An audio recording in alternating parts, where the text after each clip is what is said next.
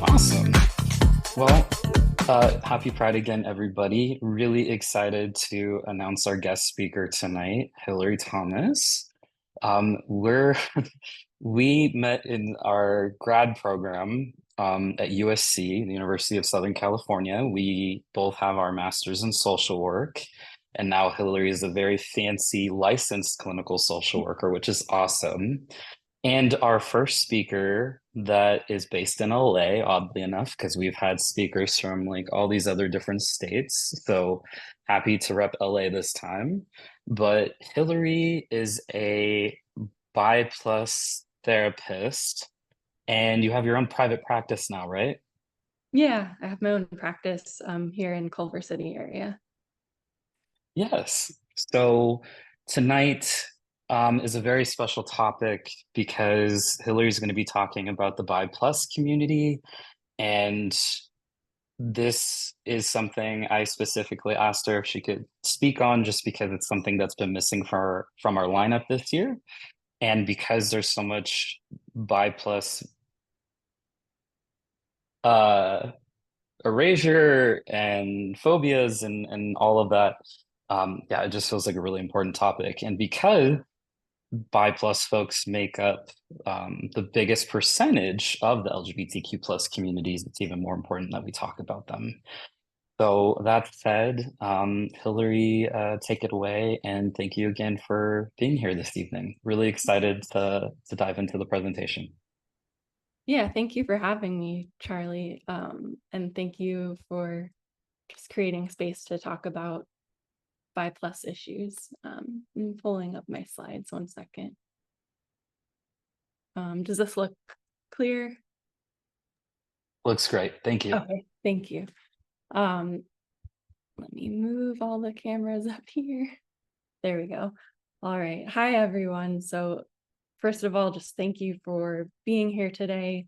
Before I get started, I wanted to note that today, or if you're watching this recording later, today is Juneteenth, and Juneteenth commemorates the day more than 2 years after the Emancipation Proclamation was signed, the day in 1865 when troops came to Galveston, Texas, and let the enslaved Black people in the state know that they were finally free. So while that's not what my presentation is about, I did want to honor the day and also honor the intersection between the Black struggle and the queer struggle. And I wanted to invite you to pause for a moment and to think about the queer Black people who came before you and the activists that are doing work now, and to think about how their contributions have helped you to live a more free life. So I encourage you to keep learning about ways that you can honor them and keep putting that into practice.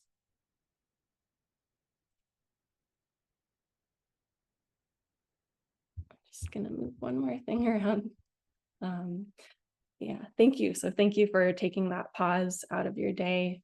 Today, I'm here to talk a bit about challenges faced by the bi community and how to support.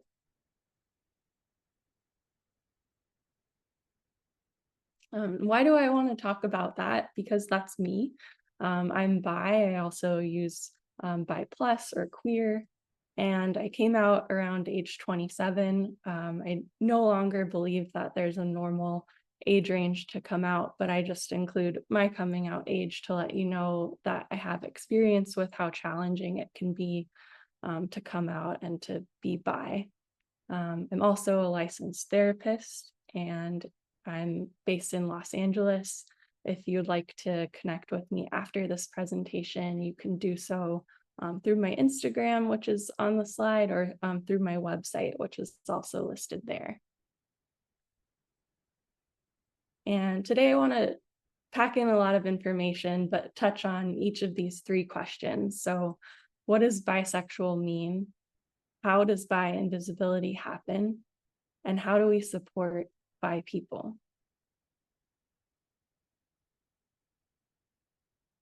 So starting with the word bisexual, what does that mean? Where does that come from? The word has evolved a lot over time. It started first as a term to refer to someone who possessed both male and female physical characteristics in their body. And then later it gets documented as something referring to deviant sexual behaviors. And then eventually in 1970, it takes the form of being its own sexual orientation. Though at that time, it's referring to attraction to men and women, only two genders.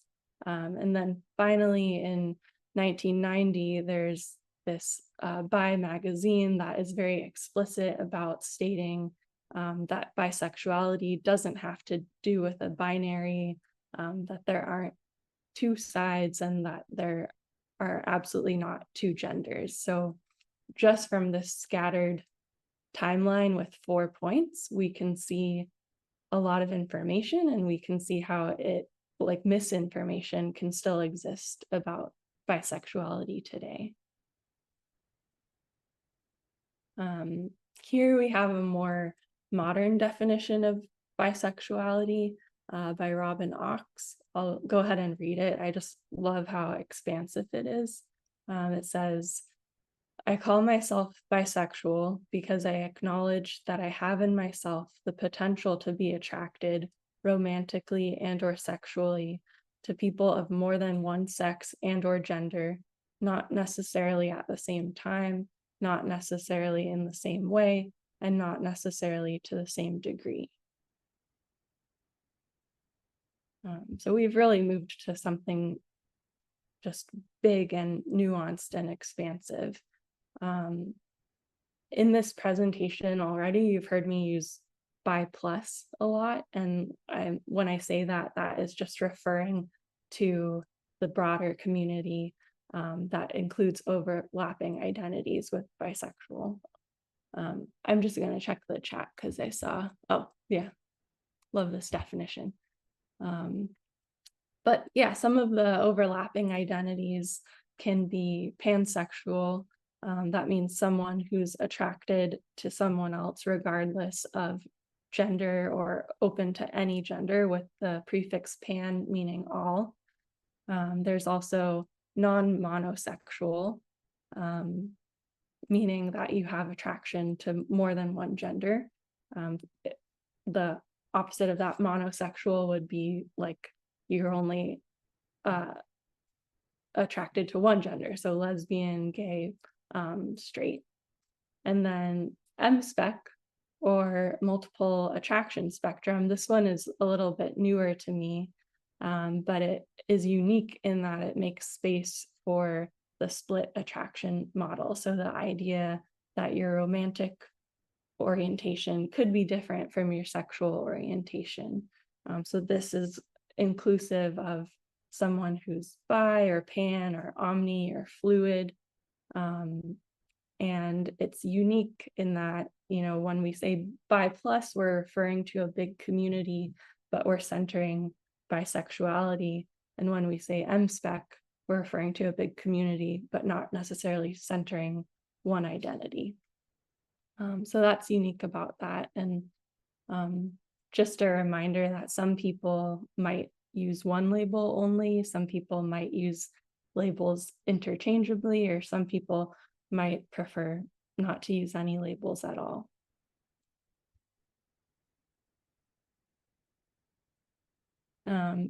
Bisexuals, when you look at the lesbian, gay, bisexual population, bisexuals are a very big majority. In this study, they found that 62% of people were identifying as bi. However, this is where the invisibility aspect kicks in. We're a majority that struggles a lot with outness.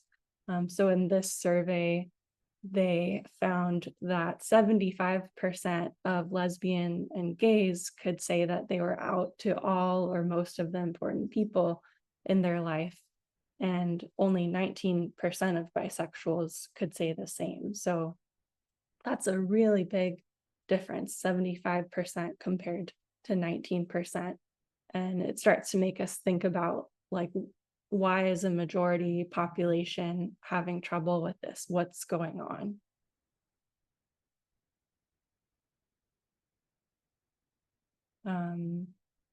There are some researchers who study identity development specifically, and in a monosexual identity, so lesbian or gay, it kind of stops with this third stage here of just settling into that identity completely.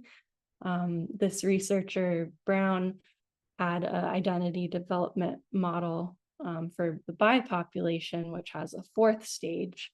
And it's not to be thought of as like this fourth stage where they're still confused or still figuring it out, but it's there to kind of document the unrest that a bi person might experience because of all the external factors like biphobia or other stereotypes that they encounter.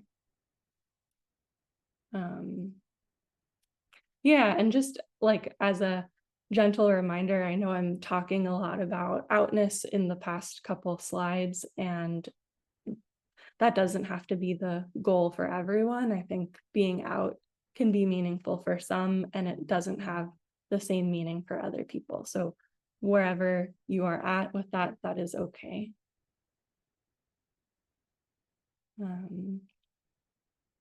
Yeah, but moving on, how does bi invisibility happen?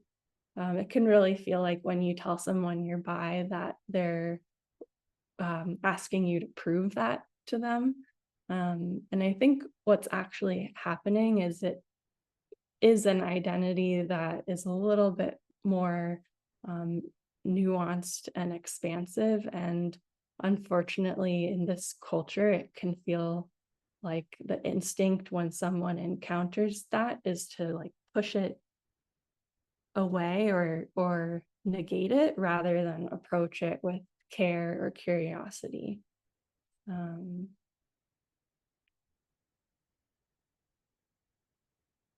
But digging in a little bit more, how does bi invisibility happen? One challenge is monosexism. So this is the belief that being attracted to only one gender is superior.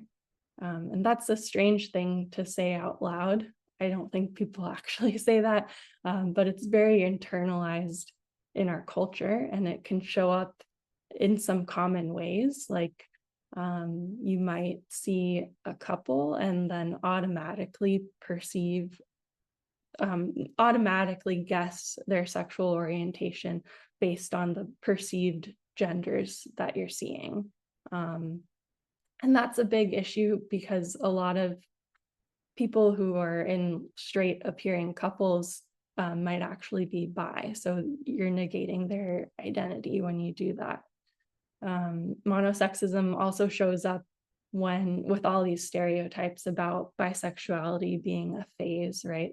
That's that pressure or wondering like, will someone eventually be gay or lesbian or straight? That's rooted in monosexism too. You might have other ways that you've thought of that this shows up, and if as you think of those ways that invisibility happens, you can go ahead and type it in the chat and share it with others in this group.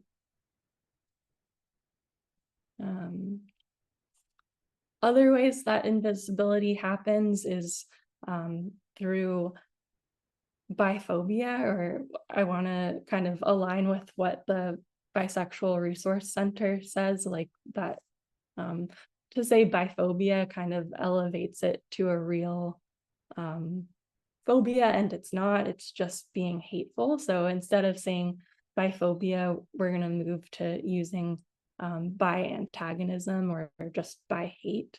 But maybe these stereotypes are familiar to you, where bisexual people might be perceived, or people actually do say this out loud, that you're sexually greedy or sexually confused.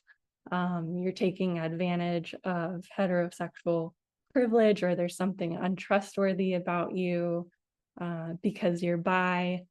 There's no way you can be monogamous and content. Bi women are just attention seeking.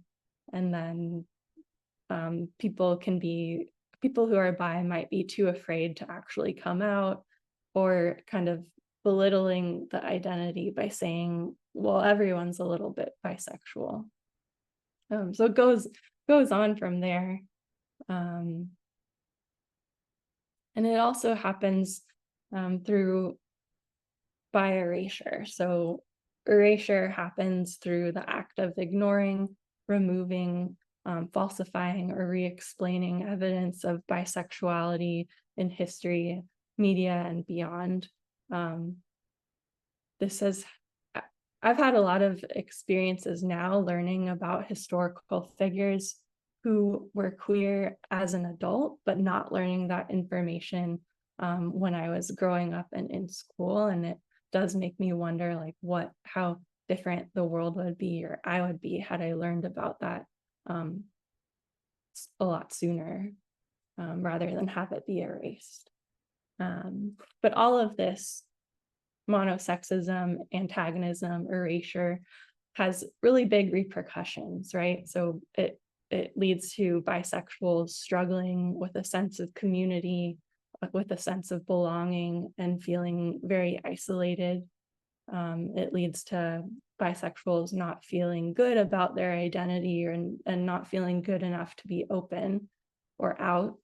And it can also lead to higher levels of anxiety, depression, self-harm, and again, lower instances of coming out.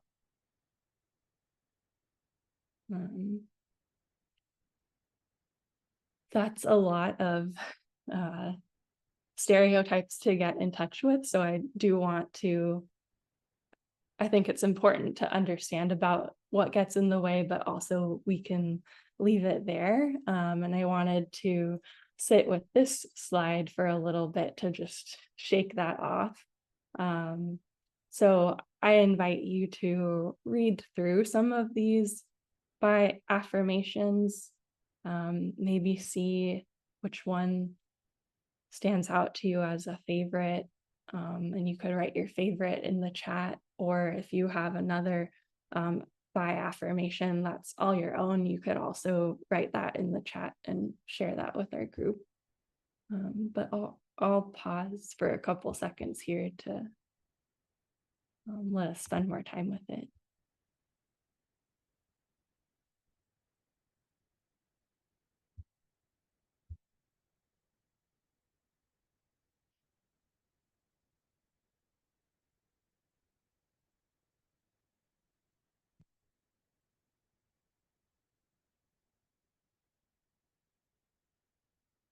Yeah, I see in the chat, I am bisexual enough. My sexuality is allowed to evolve. There's no wrong way to be bisexual. Yeah. I think it's important to really, in the face of such judgment, to be able to affirm yourself and find spaces where you can be affirmed. So switching gears, now that we understand the challenges, what can we do about it? This is just my list, and I'll go ahead and read some ideas, and then maybe in the group discussion later, you can come up with your own ways or talk more about what has worked for you or what has helped someone you know. But first and foremost, when someone tells you they're bisexual, your job is to believe them. If you're having a strong reaction, to note that that is yours to work on, that the bi person isn't there for you to ask invasive questions and isn't there to help you educate you. Number two, for everyone to be better about speaking up when they hear bi antagonistic comments. Number three, to ask bi people who you know how you can better validate their identity. And that could sound as simple as asking, hey, when I talk about you, what feels affirming? Um, Number 4, when you are talking about them, make sure to use their identity correctly. So even if they're not in the room with you, they're still a bi person. You don't get to switch them to another identity that feels more comfortable for you to say. I have lost track, but include bi identities in media.